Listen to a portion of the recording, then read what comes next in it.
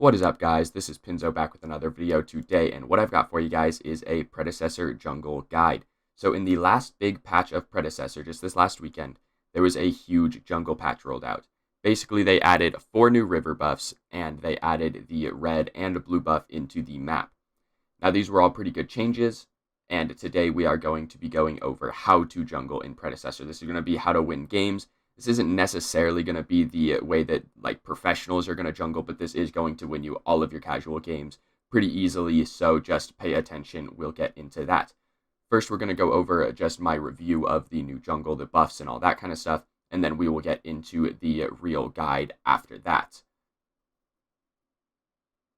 But for now, guys, let's just jump right into this beginning. Let's get into the jungle review. So just this last weekend, Predecessor released their new jungle patch. This patch added a bunch of new buffs, and starting with those, we will start with the river buffs. There's a gray river buff that gives a movement speed. There's a green river buff that gives shields. There's a orange river buff that gives bonus damage if you hit something 3 times, and a pink river buff that gives bonus ability damage.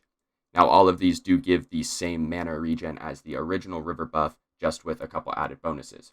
These all felt fine. The timers on them are shorter, so it's not game breaking. And then they also added a new jungling item. This item is very similar to Storm Q in Vault, or Hand of the Gods in Smite, or Smite in League of Legends. All very similar items. This item is called Flame. The only difference with this item versus the rest of those is that Flame is actually just the worst item in Predecessor. Flame's trash. I don't know how else to put it. The active on it is fine. I think that's not the part that's bad, but it's very expensive and it gives you roughly no stats. The stats on it are doo-doo, and the price that you're paying for those stats is not worth it. I really wouldn't build this item ever. It's just not good enough. It needs either a price reduct or the stats to go up for me to buy it. But past that, you have the other 2 buffs added. You have a blue buff that gives you cooldown reduction and mana on hits. This gives you 5 mana every time you hit an enemy. I think the mana regen's a little weak. I think it could be 7 or 8 and not have any bonkers effects on it. The cooldown reduction is nice nonetheless. And then you get to the red buff, which is the best thing that's ever been added to Predecessor. This is the most broken thing that I've ever seen in a video game. It's better than all the items in the game combined.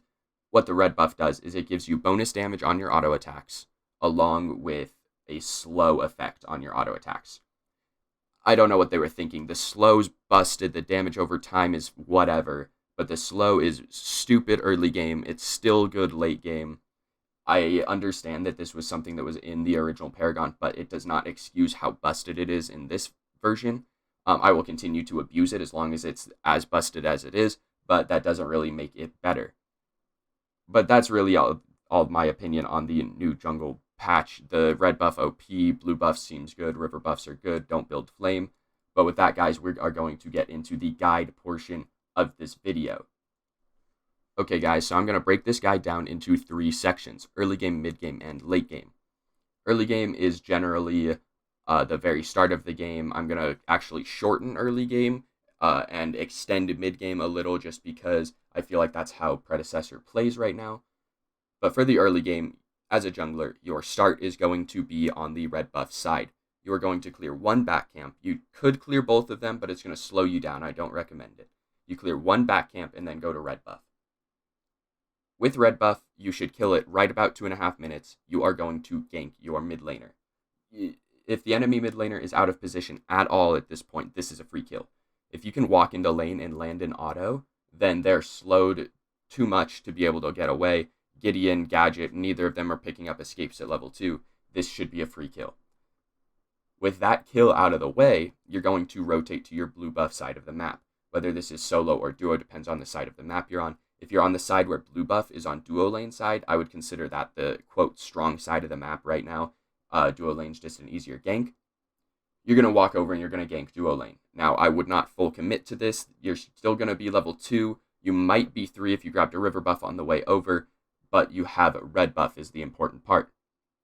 You're going to walk into their lane. You're just going to auto. This is mostly for pressure. If you happen to get a kill, great. Thumbs up. Fantastic. That's a lead.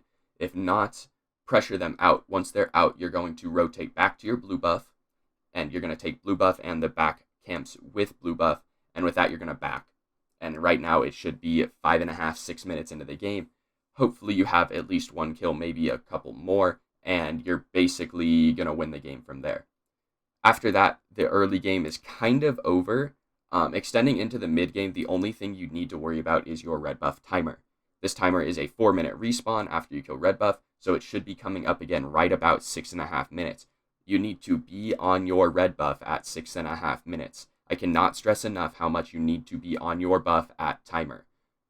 With this, you can keep track of your enemy's timers. If you are feeling confident, let's say you got a lead, you have 2 or 3 kills, you can go for your enemy's red buff at 6.5 minutes. This is usually pretty safe. If you have a lead, then go for it. If you want to play safer, just get yours, farm up, do your camps, and at that point, we are going to transition into the mid game. Into the mid game, the number one thing you need to know is your red buff timer. You need to be at your red buff when it spawns. If it gets stolen, you lose the game. Basically. Not exactly, but basically. You don't have very much kill potential without your red buff. If you have it, I would be looking mostly to gank middle lane. Gideon and Gadget both don't escape very well. As long as you have your movement cooldown, I would use it after they use their escapes, and you should be able to keep up with them just fine. But for the most part, you're not ganking either side lane because you need to focus on your farm. Jungle camps give a lot of XP right now, so I would focus on those. If you keep those cleared, you will get a lead even if you have 0 kills. So I would focus mainly on clearing your jungle, making sure you're at red buff, getting river buffs when you can. Lots of the time river buffs go to your mid laner, but if you can grab a gray buff or a green buff, those are both very solid. Ganking mid on your way through, but not necessarily always looking for kills. And if you find your opponent's red buff timer, steal it. If you can steal your opponent's red buff, they have no kill potential for the next 4 minutes. So hopefully if that happens, you are pushing that lead. But really, this mid game extends for 25 or 30 minutes. By the end of the mid game, you're looking at an in-game timer of around 30 minutes most of the time. And for the most part, during this time, you're just focused on your farm, your items, you're just trying to get on the line, getting pushed into the late game. You're hoping to help your lanes out when you can, but for the most part, you're playing selfishly, clearing jungle, getting red buff, that kind of thing. Into the late game is where you start playing a little less selfishly, so let's get into that. So when we're talking about the late game, we're talking about 2 different distinct playstyles of jungle. There's some gray area in there, but generally there's just 2. Number 1, the harder one to play, is going to be protecting your backline. This means you're not necessarily carrying team fights. You're letting your other people carry team fights, specifically your mid laner and your carry. This can be difficult because you have to put some faith in your squad, but if you can do that, especially if one of them is fed, put your faith in your squad and protect them. The enemy wants to kill whoever's biggest on your team. They want to kill your carry. They want to kill your mid laner. Your goal is to use all of your crowd control, all of your cooldowns, to keep that person off of your backline, to keep your backline safe. This can be difficult. It often makes you build a little bit tankier, and you don't get to just W key mindlessly as you can with the other play style. The other play style is going to be being aggressive. You're just going to W key the enemy's backline, and your goal is to kill their mid laner or their carry. Their carry oftentimes will just shred you if you don't have any basic defense especially. They're just going to shred you. Be careful taking 1v1s against an enemy carry. But the enemy mid laner will not. The enemy mid laner is almost always going to die to a dive, especially if you can get one other person on your team diving with you. They're just going to die.